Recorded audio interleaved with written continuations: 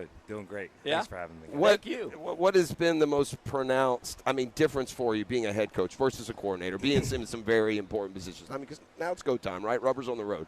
Yeah, I think just having your eyes on a lot more going on at the same time. Yeah. Right? Like during even just a play. Yeah. That you're so typically just more so concerned with the outcome of what the offense does. Mm-hmm. And then now on the flip side of that, you have to be pleased when the defense makes a good play, right? Or they get an interception or a turnover, and just inside, I'm pissed, but also, really excited and happy for the defense. But I have to remind myself in those moments, that's fair, of how that's going to happen. But every day's the spring game. That's right. Yeah, it is. Yeah. That's a good way of putting it. Yeah. And then, just more so get into the 2-minute football, the situational stuff, the special teams, just all the different nuances that come with it. And but so much of the guys have been able to work through it. We do mock situations and go through those things. So it's like, hey, what would you do in this situation?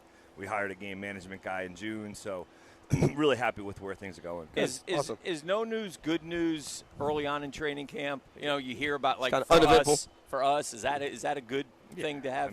For what? Yeah. We're every single day. Yeah. We are actually so just concerned about getting better and on us. I don't care about anybody else. Right. We don't care about anybody else in the division right now or anybody else going on around us. It's just, we just need to improve. Right. That's all we are actually trying to, focus on right now. I think no news would probably be good news at this stage where you're just trying to put our heads down and actually just go to work and then, come up for air at some point here and see where we're at. We talk about competition within the roster and getting the roster better, and that all comes down to evaluation. And I just wonder if that becomes tougher. Training camps have changed a lot in the last 20 years, so you don't get to see guys be physical. You're trying to set offensive and defensive lines. You go to preseason games, you're facing different personnel your guys might be. How do you formulate your evaluations with some of those dynamics haven't changed? Yeah, I'll tell you what, it's in every moment of the day. Right, it's in every single meeting they're being evaluated. In every single walkthrough they're being evaluated. Obviously in any practice they're going to be evaluated. In any walkthrough they're being evaluated. So, to go out and be trusted to go play and line up and assign first and foremost without having to go make a play, we get to judge that a lot throughout the entire day. The professionalism, are they handling it? Are they getting lined up? How are they handling the meetings? All those kind of things. So you have an idea of who knows what. But then, you got to go see guys go out and make plays because that's ultimately what it is about. Right. So it is limited, opportunities. But I'll say, throughout the course of practice, usually the best guys shine. That's fair. Right. I mean, usually that's fair. The best guys typically, going back to Pop Warner. Yeah. The best guys usually, And where that competition on the roster matters. That's right. Yeah. And it's 45 to 53. It's, it's important. But right. You have an idea. Yeah. Visiting with the undefeated coach of the Jacksonville Jaguars, Liam Coen. I've heard that one. What like it. What do you think about game days coming up as a head coach and, as you go through everything as the head coach versus the offensive coordinator, but obviously still taking on some of those responsibilities as well? And what kind of head coach are you going to be in terms of fourth down? Are you Dan Campbell, or we always like Andy Reid seems to get the points. I like the points, or you're going to tell me every situation dictates, but right, yeah. But I think it's a good question. We actually have a mock game coming up here soon, which is a scrimmage, but it's also acting for us as a mock game. We're going to go through a modified version of our pregame warm-up routine and go through coming out, out of the locker room and the times and all the different people coming in and out. So, we're going to go through that process, have the headsets, coaches up. We're going to really kind of do it like a full game. So, hopefully that'll be a good dry run, as being a head football coach in this league. And then you get your preseason opportunities, which, yes, your starters aren't playing, but operationally, man, you have to be on it. You don't want to look stupid in a preseason game. Right. So, and then, when it comes to the style, I think so much of the fourth down stuff is getting to know your team, is knowing what kind of team you have. Yeah, you can go look at a book. And what does the book tell you to do? Right. And then there's obvious decisions. Right. Right? Okay, well, we can kick it here. Cam Little can kick the ball pretty hard. Yeah. Now, with the kickoff return, with the touchback change going to the 35, they're trying to eliminate punts, essentially, right? Trying to get more times to go for it on fourth down. So that in itself is going to play into it, right? You get the ball on the 35-yard line, you gain a first down, you're at the minus 45. Are we in a go zone here at 6 or less? Are we in a go zone at 5 or less? Like, what's going to be that window for us?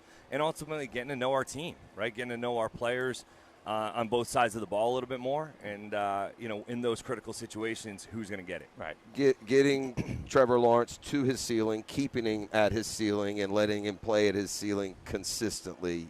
Y'all all speak publicly, of the confidence that you have in that. Yeah. I'm in that camp, personally.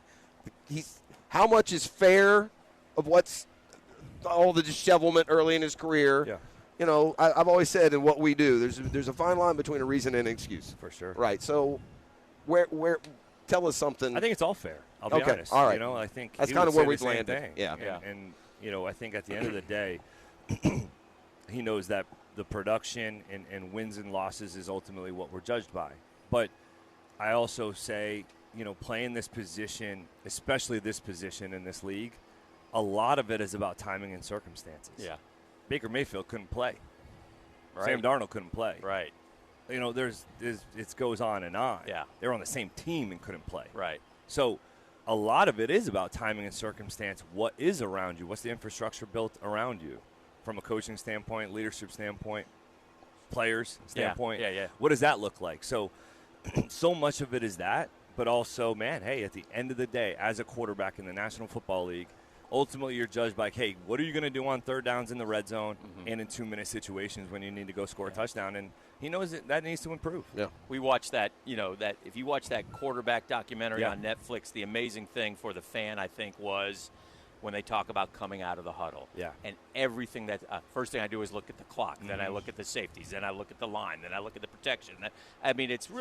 It's unbelievable. Yeah. And I wonder for you, as you coach, because you are a quarterback, are you in that, I always thought Spurrier was a great play caller because I felt like he was playing the game as he went. Totally. Is that a little bit like you? Absolutely. Yeah, absolutely. Like that's the same processes that these guys go through. Like you went through as a player, right? All right, you break the clock. All right, break the huddle. All right, where's the clock? Yeah. Are we illegal formation? What's the front? What's the second level? Are we getting any blitz looks?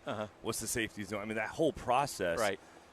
It was really cool to hear that, and see that. It's like, man, that's real. Yeah. That's everything that their cycle. We call it the cycle of the snap.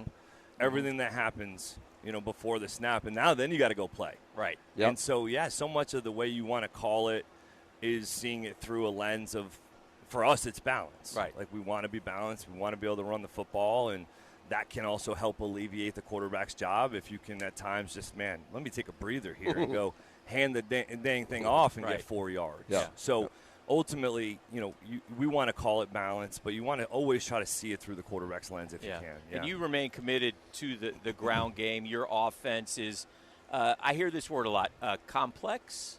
Is it? It takes a while to learn. Yeah, is that that's fair? That's fair. Okay. Yeah, that's fair. I mean, I think the amount that we do probably pre-snap to try to undress maybe looking for looks. A matchup or that's an right. Yeah. Yeah, and also to give, because so much is put on the quarterback's plate from maybe 2 play calls, sometimes 3. You want to try to give him answers to the test. Right. Instead of just go line up in a static formation and say, we're going to run the ball to the left, and if we can't run the ball to the left, we want to run the ball to the right. Well, what are the tips and tells for us offensively to help you undress that pressure to the left so that you can have the ability to say, oh, I see him coming already. Here we go. Let's go the other way. Sure. Right. Sure. So there is a lot pre-snap. Okay. Early on in camp, really we've actually tried to tighten that in and just go static and really get the bones of the formations, alignment, assignment, keep it pretty simple in ways, but as we get into it, it'll continue to add up and then play, getting into the game plan, and that's when it really ramps up. All right, Jaguars head coach Liam Coen, we appreciate you taking some time. We know you got some more important things to do here today. Looking forward to watching this team grow. Looking forward to watching your play calling on Sundays, and I appreciate good luck. Thank good you, luck Jeff. to you. Appreciate it, guys. Yeah.